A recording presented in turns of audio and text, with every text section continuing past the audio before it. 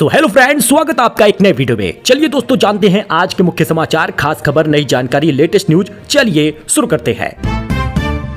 दोस्तों, सबसे पहले खबर ये जान लीजिए कि भारत समेत पूरी दुनिया भर में इंटरनेट ठप होने का खतरा मंडरा रहा है। जंग से होर्मुज में बिछी केबल को नुकसान हुआ है, इसकी आशंका है। समुद्र में 97% ग्लोबल डेटा मिलता है। जी हां दोस्तों, अमेरिका, इजरायल और ईरान जंग के चलते स्ट्रेट ऑफ होर्मुज प्रभावित होने से दुनिया भर में एनर्जी क्राइसिस के बाद अब इंटरनेट ठप होने का खतरा है। इसकी वजह यह है कि होर्मुज रूट से न केवल दुनिया का 20% कच्चा तेल, 25% LNG गुजरता है, बल्कि इसी रास्ते से समुद्र के निचले स्तर पर इंटरनेट केबल भी बिछी हुई है। विजुअल आप देख ही सकते हैं। क्षेत्र में तनाव बढ़ रहा है, केबल को नुकसान पहुंच रहा। भारत समेत पूरी दुनिया में इंटरनेट की स्पीड स्लो हो जाएगी। एक्सपर्ट का मानना है कि यह इलाका सिर्फ एनर्जी चेक पॉइंट नहीं बल्कि डिजिटल चोक पॉइंट भी है। समुद्र के नीचे से गुजरता है 97% ग्लोबल डेटा।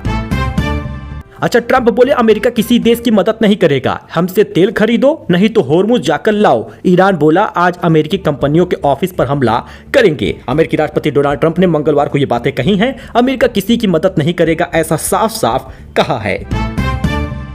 वही चीन में खलबली मच गई है। जरा देखिएगा, खाली फ्लैट खरीद कर लोग अपने परिजनों की अस्थियां रख रहे हैं। अब वो बैन होगा। कब्रिस्तान महंगा होने पर लोग प्रॉपर्टी खरीद कर उसमें अस्थियां रखते थे। जरा विजुअल देखिए और सोचिए कि चीन में कितनी आबादी बढ़ गई है कि वहां पर कब्रिस्तान महंगा हो गया है। ज्यादातर होता क्या है कि चीन में किसी व्यक्ति की मृत्यु होने पर उसे दफनाया जाता है, लेकिन अब वहां पर दफनाने के लिए भी इतना महंगा हो गया है कि लोग फ्लैट खरीदना ज्यादा सही समझते हैं और उसी में अस्थियां रखते हैं। लेकिन सरकार ने इस पर पूरी तरह से बैन लगा दिया है। चीन की सरकार एक नया कानून ला रही है जिसके तहत लोग अपने परिजनों की राख को खाली अपार्टमेंट में नहीं रख पाएंगे। इसे बोन एस अपार्टमेंट कानून कहा जा रहा है।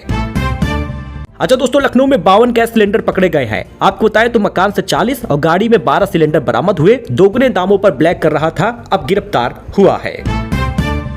लखनऊ में 1 अप्रैल से महंगा होगा मकान बनाना। जी हां दोस्तों, 1 अप्रैल से महंगा हो गया है मकान बनाना। लखनऊ में LDA ने बढ़ाया है नक्शा शुल्क, आम आदमी पर बोझ बढ़ गया है। लखनऊ में नए वित्तीय वर्ष की शुरुआत होने के साथ ही आम लोगों की जेब पर अतिरिक्त भार पड़ने जा रहा है। लखनऊ विकास प्राधिकरण LDA और नगर निगम द्वारा हाल ही में बढ़ाए गए विभिन्न शुल्क 1 अप्रैल से लागू हो गए हैं। इसका सीधा असर घर बनाने वाले लोगों और रियल एस्टेट के सेक्टर पर पड़ेगा।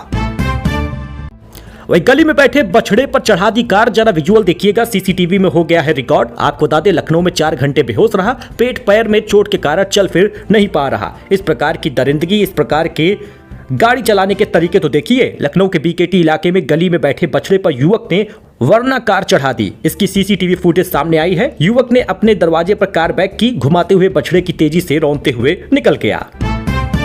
अच्छा दोस्तों, आगरा में वकील और SI में तकरार हो गई। अधिवक्ता बोला अपनी ऐठन थाने तक रखियो, भैया कहते हुए बहुत सम्मान कर लिया। जी हां, इस दौरान वकील लगातार SI को धमकाता रहा। आगरा में सोशल मीडिया पर पुलिस और एक अधिवक्ता के बीच तकरार हुई। हालांकि अब समझौता भी हो गया है। अधिवक्ता ने थाने में जाकर माफी मांग ली है।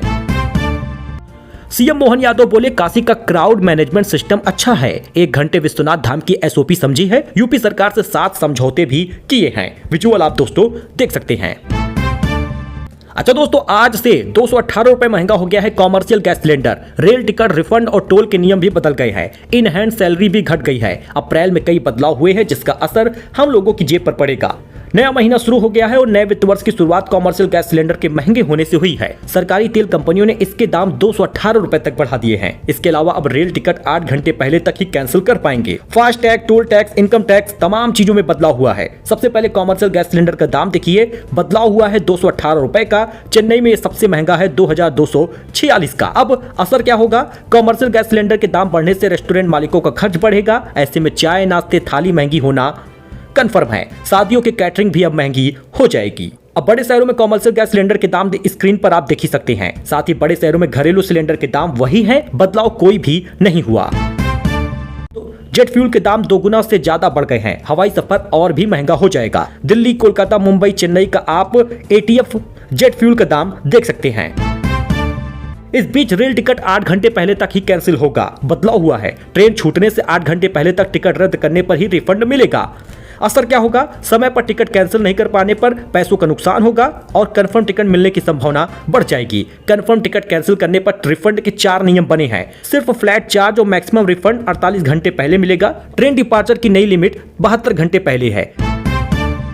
बाकी आप स्क्रीन पर देख सकते हैं। इस बीच फास्टैग एनुअल पास को लेकर भी बड़ा नियम आ गया है। बदलाव क्या हो रहा, आज से फास्टैग का एनुअल पास रिन्यू कराने पर आपके वॉलेट से ज्यादा पैसे कटेंगे। NHAI ने एनुअल पास की कीमत 2.5% तक बढ़ा दी है। इसका असर क्या होगा, 3,000 रुपए की जगह 3,075 रुपए अब आपको चुकाने होंगे। यह पास कार यूजर को देश भर के 200 टोल प्लाजा पर बिना रुके सफर करने की सुविधा देता है।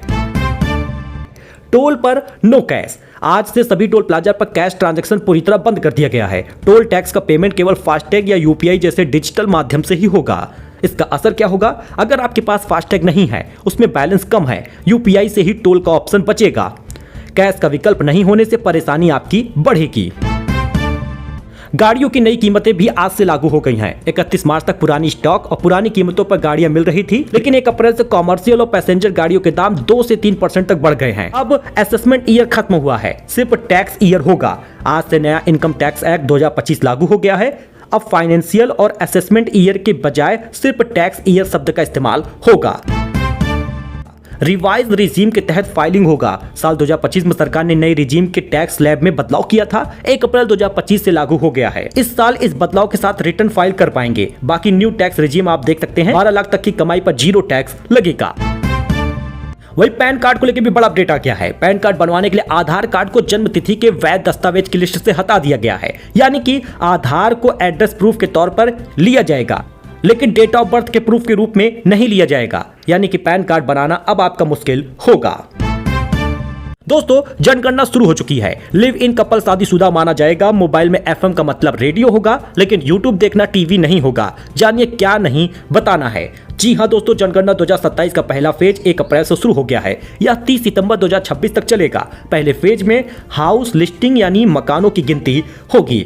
दूसरा फेज जनसंख्या गणना फरवरी 2027 में होगा। इसमें लोगों से उनकी जाति पूछी जाएगी। आजादी के बाद पहली बार जाति का डेटा जुटाया जाएगा। इससे पहले 1931 में ऐसा हुआ था। जनगणना में लिव इन कपल को शादीशुदा कपल माना जाएगा।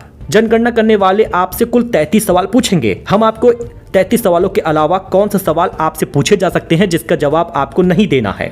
देखिए, जनगणना 2026-27 में इन 33 सवालों के जवाब देने हैं। इसका स्क्रीनशॉट आप ले लीजिए और इसको अच्छे से याद कर लीजिए कि क्या क्या आपको बताना है। पहली बार पूरी तरह डिजिटल जनगणना होगी। कर्मचारी अगर ये 3 सवाल पूछे तो जवाब बिल्कुल मत दीजिएगा। आपकी आमदनी कितनी है, महीने की कमाई या बैंक बैलेंस से जुड़ा कोई भी सवाल आपको नहीं बताना है। दस्तावेज जैसे आधार, पैन या कोई भी अन्य पहचान पत्र दिखाने का दबाव बनाए तो नहीं दिखाना है। बैंक डिटेल की बात करें तो बैंक खाता नंबर या OTP जैसे निजी विवरण नहीं बताने हैं।